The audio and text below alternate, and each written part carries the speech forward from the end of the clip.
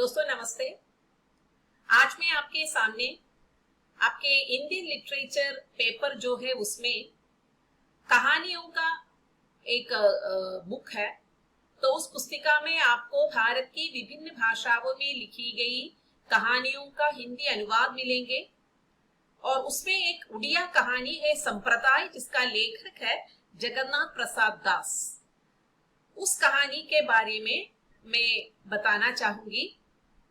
देखिए, इस कहानी एक ऐसे व्यक्ति के कहानी में एक ऐसे व्यक्ति का चित्रण हुआ है जिसका तो ना कोई नाम है, ना धाम है, न कोई परिवार है, न पूछने वाला है, न कोई संप्रदाय है। लेकिन आधुनिक राजनीतिक नेताओं के षड्यंत्र में ये आदमी किस तरह शिकार बन जाता है और वर्तमान राजनीति में जो भ्रष्टाचार हो रहा है और वर्तमान राजनीतिक नेता जो दंगे फसाद करता है, करवाते हैं, उनके बारे में भी इस कहानी में जिक्र है।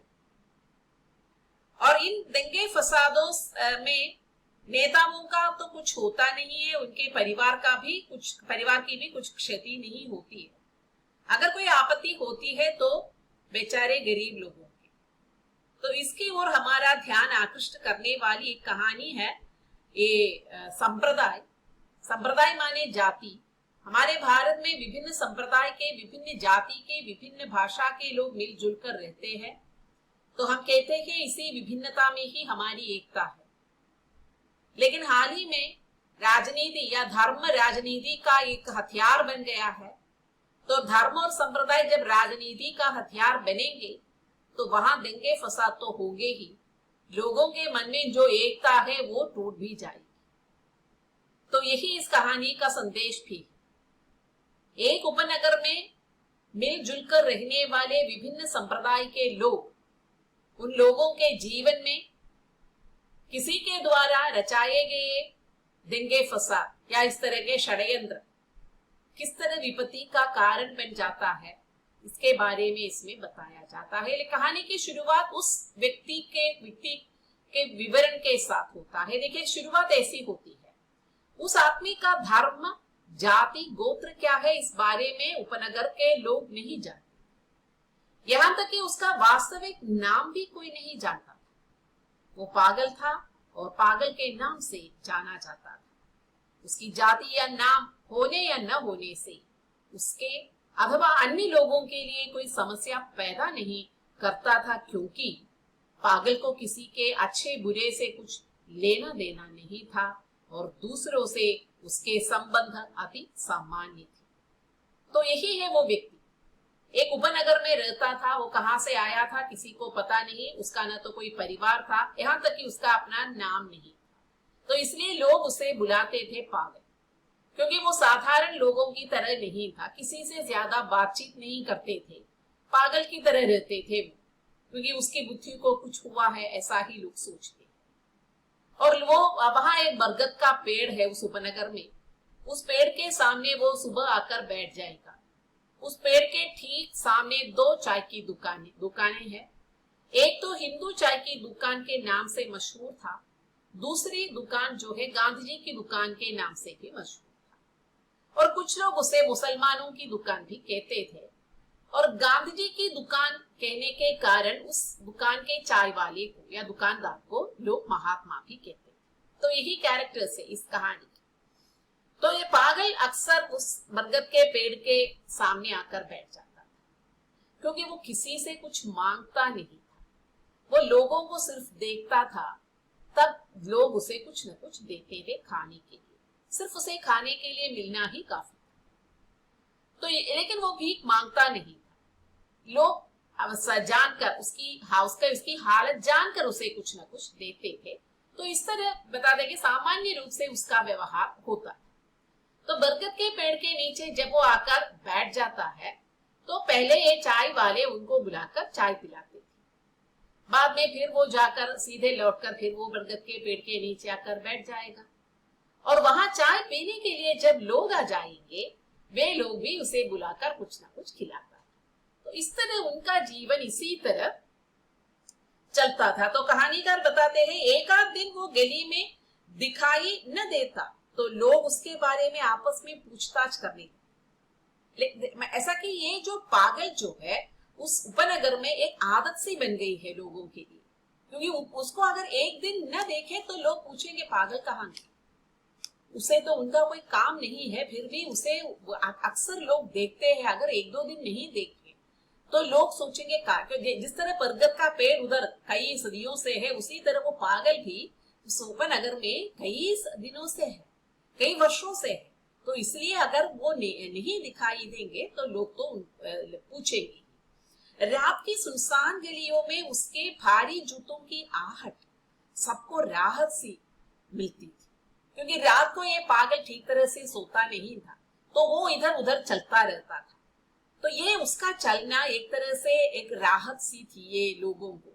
देखो जैसे कि कोई गार्ड है, जैसे कि कोई क्या उनके लोगों के मन में क्या है ये तो बताता नहीं, लेकिन पागल उधर है तो ये लोगों को एक राहत सी प्रतीत होती थी। तो यही, लेकिन अब कहानी एक दूसरा मोड़ ले लेता है। कहानीकार बताते हैं कि पागल की जिंदगी में मुसीबत तब आ जाता है जब शहर में दंगे फसाद हो। जब शहर में दंगे फसाद हो तो उसका षड्यंत्र राजनीतिक नेता करते हैं। तो जिस राजनीतिक जल षड्यंत्र करता है तो वे पहले से एक दिन पहले उपनगर में उनके लोगों को भेजते थे, और उपनगर के लोगों को ये पहले से ही खबर भेज देते हैं, देखो कल दंगे फसाद होने वाला है, इस दल की ओर है, तो इसलिए लोग सुरक्षित रहना। यानी कि उपनगर में, शहर में जिस तरह के दंगे फसाद होते हैं उसी तरह नहीं होते। शहर में क्या क्या होता है? शहर में दुकानें जलाया जाता है, घर जलाया जाता है, लोगों की मारपीट होती है, कभी कभी हत्या हो जाती है। जितनी हत्या होती है उतनी उस दूसरे दल की, यानी कि जिस दल ने षड्यंत्र रचाया है उस दल का जो स्टेटस जो है, उनका स्थान जो है, प्रतिष्ठा जो है वो बढ़ेगी। यही है राजनीति। राजनीति में कि जितने दंगे फसाद में जितना नाश होगा तो उतना ही उनके दंगे फसाद को वे कामयाब कहेंगे ही, तो उनकी कामयाबी है। लेकिन जलाया जाता है गरीबों की, जलाया जाता है गरीबों के घर। महल तो कोई जलाया तो नहीं, महल तो जलाया नहीं जाता, बड़े बड़े मकान जलाए नहीं जाते। राजनीतिक नेता लोग सुरक्षित रहते हैं, और लूटपाट हो जाते हैं, गरीब लोगों का मारपीट किए जाते हैं, गरीब लोगों का अस्पताल के बिस्तर भर जाते हैं गरीब लोगों की वजह से। तो यही तो है दुविधा, वर्तमान राजनीति का एक नंगा चित्र ही। तो लेकिन उपनगर में इतना तो नहीं होता था। एक आचार के रूप में, एक अनुष्ठान के रूप में वे दंगे फसाद करते हैं, इसलिए पहले से उनको खबर दिया जाता है। अगर हिंदू लोग दंगे फसाद करते हैं तो हिंदू लोगों के नेता इधर, छोटे मोटे नेता इधर आ जाते हैं और लोगों को, मुसलमान लोगों को बताते हैं, देखो तुम लोग घर में बंद रहना। और ये महात्मा की दुकान में आकर बताते हैं, देखो तुम कल दुकान को ठीक तरह से रखो और चाबी लगाकर घर चले जाओ। तो महात्मा क्या करेंगे? महात्मा तो अपने घर में जितने भी ग्लासेस है, जो जैसे तोड़ने वाली जितनी भी चीजें हैं, उसे संभाल कर रखेंगे अपने दुकान में, ताकि अगले दिन जब पत्थर फेंकेंगे तो ये टूट न जाए, इसका नाश न हो जाए। लेकिन कुछ चीजें तो वो बाहर रखेंगे, क्योंकि दंगे फसाद में कुछ न कुछ तो टूटना चाहिए, तो इसके लिए वो कुछ चीजें तो बाहर रखेंगे। उसके बाद वो अपने घर चला जाएगा। अगले दिन ये दोनों दुकानें खुलेगी। हिंदू चाय वाले को तो कोई प्रॉब्लम तो नहीं है, कोई समस्या नहीं है, वो तो सुबह आकर खोलेंगे, और महात्मा भी कुछ समय बाद आ जाएंगे, खोलेंगे, और दंगे फसाद करने वाले लोग आ जाएंगे, ये महात्मा की दुकान में पत्थर फेंकना शुरू करेंगे। उस समय महात्मा वहां से खिसक जाएगा। वे पत्थर फेंककर महात्मा की दुकान की शीशियां तोड़ेंगे, और बाहर जितनी भी कुछ सामान महात्मा जब छोड़कर गए हैं उसे भी तोड़ेंगे, कुछ फर्नीचर, कुछ 2-3 ग्लासेस उसे तोड़ेंगे, क्योंकि एक आचार है ये सब कुछ का। और एक आदमी को पीटना जरूरी है, कम से कम एक आदमी, तो उसके लिए उसे बलि का बकरा बनकर सामने खड़ा होता है ये पागल। तो पागल को पकड़कर खूब मारे, क्योंकि उस समय पागल को वे कहते हैं तुम मुसलमान हो, क्योंकि पागल की दाढ़ी होती। जब हिंदुओं का दंगे फसाद होता है तो पागल को मुसलमान करवा के वे पागल को मारते थे। जब मुसलमानों का दंगे फसाद होता है तब भी पागल की दाढ़ी तब क्या हो जाती है, पागल हिंदू बाबा बन जाता है और पागल की खूब पिटाई होती है। तो इस तरह ये पागल दोनों ओर से, जैसे कि ढोलक की तरह दोनों ओर से उसकी पिटाई होती थी, लेकिन ज्यादा पिटाई नहीं, 2-3 लात मारते थे, उसे धक्के देकर नीचे गिरा देते थे, फिर वे लोग चले जाते। और कुछ समय बाद महात्मा फिर से वापस आ जाता है अपनी दुकान में, दुकान खोल लेता है, साफ सफाई करता है, चाय बनाता है और चाय बना के क्या करता है, वो सबसे पहले पागल को बुलाता है, पागल को बुलाकर चाय पिलाता है। तब हिंदू चाय वाले सोचते हैं मैं इससे कम थोड़े ही हूं, तो इसलिए वो भी कुछ खाने के लिए पागल को। तो इस तरह है ये उपनगर का दंगे फसाद हुआ है पूछने पर, हाँ हुआ है। किसी को चोट हुआ, हाँ हुआ है पागल को, क्योंकि पुलिस को सबसे अंत में खबर मिलती है, वे दल बदल जीप में आ जाता है और रपट लिखवाता है, तो ये सब कुछ लिखते हैं। देखो ये जो पागल, वैसे महात्मा की दुकान में इतनी हानि हुई है और पागल की खूब मरम्मत हुई है, खूब मारपीट हुई है, उसकी पिटाई खूब हुई है, ये सब कुछ करवा के पुलिस भी चला जाएगा, सब कुछ ठीक ठाक से, अगले दिन से सब कुछ ठीक ठाक चलेगा, क्योंकि लोगों में तो कोई मतभेद नहीं है। ये मतभेद करवाते हैं राजनीतिक नेता, तो एक तरह से लोग अभिनय करते हैं, यही होता है। लेकिन फिर जैसे कहते हैं कि ये समय के साथ साथ ये दंगे फसाद के नीति नियम बदल गए, उसके बारे में कहानी का कहते हैं, समय के साथ साथ नीति नियम धीरे धीरे बदलने लगे। युवकों ने बुजुर्गों के हाथों से अपने हाथ में सत्ता ले ली। उपनगर में नेतृत्व कराने वाले नए लड़कों ने दुकानदारों से पैसा वसूलना शुरू कर दिया। इस बार जब दंगे की रूपरेखा तैयार करने के लिए रात में शहर के नए नेतागण उपनगर में आए, तो चेलों के साथ उनकी बातचीत सर्वदा भिन्न थी। यानी कि जब पूरा इस तरह के शांत रूप से दंगे फसाद करवाना युवा लोगों को या युवा पीढ़ी को अच्छा नहीं लगा। वे सोचते हैं अगर दंगे फसाद हो रहा है तो जिस तरह शहर में हो रहा है उस तरह उपनगर में भी होना है। तो इसलिए वे युवा नेता उपनगर में आकर दंगे फसाद उस समय करने की चर्चा कर रहे थे। तो इसलिए वे पूछ रहे थे पिछली बार दंगे में क्या क्या हुआ, तो लोग क्या बताएंगे। तो एक नेता ने पूछा पिछली बार दंगे में हाँ क्या क्या हुआ था। एक नेता ने पूछा। इस प्रश्न का जवाब देने में चेलागण कुछ दुविधा में पड़ गए एवं उसके इलाके में कोई खास दुर्घटना न घटी होने के कारण असमंजस में पड़ गए। फिर भी सबसे चालाक चेले ने परिस्थिति को संभाल लिया और घटना को बढ़ा चढ़ाकर बोला, यहाँ के सभी मुसलमानों की दुकानें तोड़ दी गई। कितने लोग मारे थे, अगला प्रश्न ही था। अगर दुकानें तोड़ दी गई तो कितने लोग मरे थे। ये प्रश्न सुनकर सब लज्जित हुए, कोई तो मरने वाला उधर नहीं है, क्योंकि किसी को मारने की इच्छा भी नहीं है उपनगर के लोगों को, क्योंकि सभी मिलजुल कर रहते हैं। अब नेता को गुस्सा आ गई, तो नेता कह रहे लगता है तुम सभी नामर्द। दंगा बड़ी गंभीर चीज है, तुम लोग उसे मजाक समझते हो। हम सोचते थे 15 मिनट में तुम लोगों को सभी बातें समझाकर दूसरी जगह चले जाएंगे। तो ये लोग समझाने वाले हैं, कैसे दंगा फसाद करने वाला है उसका क्लास लेने वाले नेता है। तो वे लोग कहते हैं देखो मैंने सोचा था 15 मिनट में तुम सबको सब कुछ समझाकर चले जाएंगे, लेकिन ये तो होता नहीं, तो यहाँ तो कल तक रहना ही पड़ेगा। तो वे जो युवा नेता जो है वहां रहे। अगले दिन दंगा फसाद के दिन पहले की तरह पागल आकर बरगद के पेड़ के नीचे बैठ गए और महात्मा पहले की तरह आकर दुकान खोला। हिंदू चाय वाले भी दुकान खोले, क्योंकि महात्मा दुकान में सारी चीजें तो करीने से रखते हैं, लेकिन दिखाने के लिए आकर वे ये जो दुकान जो खोलते हैं। लेकिन यहाँ तस्वीर दूसरा रुख ले लिया था, ये तो महात्मा जानते नहीं। तो जब भीड़ वहां महात्मा के दुकान में पत्थर फेंकना शुरू कर दिया, तो महात्मा जब पत्थर फेंकना शुरू कर देते हैं तो उस समय महात्मा वहां से खिसक जाता है। अक्सर ऐसा होता है, क्योंकि वहां से वो चला जाता है, तो दुकान को कुछ न कुछ हो जाएगा और फिर वो वापस आ जाएगा, यही अक्सर होता था। तो उसी तरह महात्मा वहां से खिसक कर जाने ही वाला था, तो किसी ने जाकर महात्मा के एक व्यक्ति ने जाकर महात्मा की दुकान को जलाया और दूसरे व्यक्ति ने महात्मा के को छुरा फेंक दिया था या उसके गला काट लिया था। तो ये किसी ने इसकी प्रतीक्षा किसी को नहीं।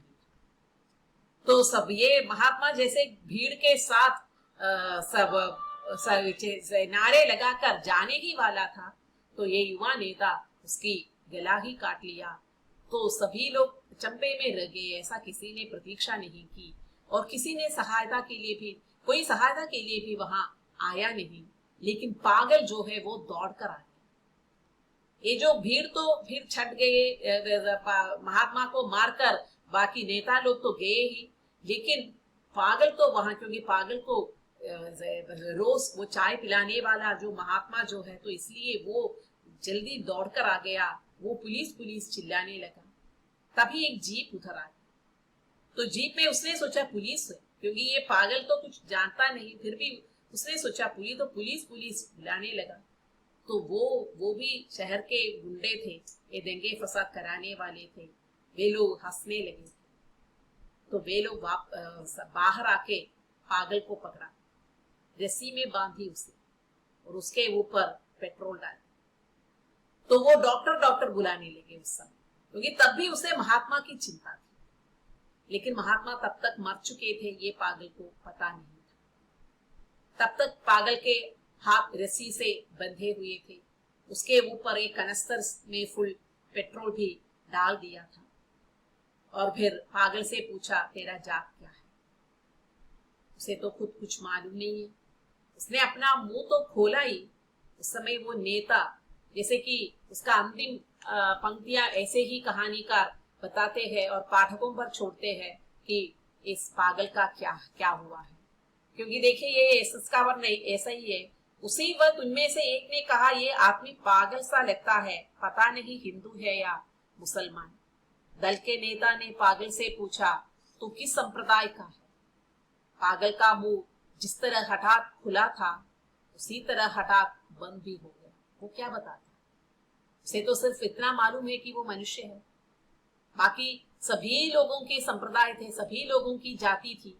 बस एक उस उपनगर में सिर्फ एक ही मनुष्य था, वो इस पागल ही था।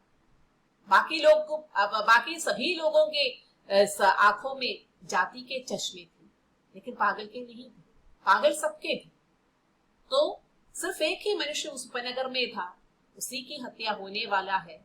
लेकिन हत्या हुई है या नहीं ये पाठकों पर छोड़ देते हैं कहानीकार। देखो इसका कहानी का अंत कैसे होता है। लड़के पुनः ऊंची आवाज में हंसे। नेताजी ने आराम पूर्वक जेब से सिगरेट निकाली और तेजी से उसे जलाकर कश खींच दी। सिगरेट खत्म होने पर उन्होंने उसका आखिरी टुकड़ा फेंक दिया। कहां पर फेंक दिया पता नहीं। उधर पागल जो है उसके शरीर पर पेट्रोल डाला गया है और सिगरेट का ये आखिरी टुकड़ा नेता कहाँ फेंके ये हम इसकी कल्पना कर सकते हैं। और मैच अपनी सहकर्मी की ओर बैठा दी। यानी कि हथियार से ये गरीब लोगों की हत्या तो कर दी। गरीब लोग तो उसे नहीं चाहिए भी, वो लाश तो उनके लिए नहीं चाहिए, उसका जीवन भी नहीं चाहिए। उसके जीवन से भी ज्यादा मूल्यवान है वो हथियार। यानी कि वो आग जलाने वाला मैचेस जो है वो अपनी साथी को दी, क्योंकि उसे संभाल कर रहना, कहीं और नाश करना है हमें। तो ये वो जो हथियार जो है उसे तो उनको चाहिए ही। बाकी किसी का भी जीवन हो कोई भी मूल्य नहीं है, हथियार जैसा मूल्य नहीं है उन मनुष्य के जीवन में। तो यहीं पर कहानी खत्म हो जाती है। तो ये हमारे वर्तमान ये लिखा तो वैसा इस कहानी तो लिखी काफी साल पहले, लेकिन आज भी ये हमारे समाज में यही होता है, प्रासंगिक है। क्योंकि आज भी हम देखते हैं कितनों के घर जलाए जाते हैं, लेकिन वो सब गरीब है, साधारण लोग हैं। जब भी कोई दंगे फसाद होते हैं हम ऐसी खबर नहीं सुनते कि किसी नेता के घर जलाए गए, किसी नेता की जान को कोई आफत आ गई, ऐसी कोई खबर तो हम नहीं सुनते। हमेशा ये फॉलोवर्स जो है, दल पर विश्वास रखने वाले ये जो फॉलोवर्स जो है, उनको कुछ ना कुछ होता है। अगर वो गरीब है तो, अगर वो शक्तिशाली है तो उनका भी कुछ नहीं होता।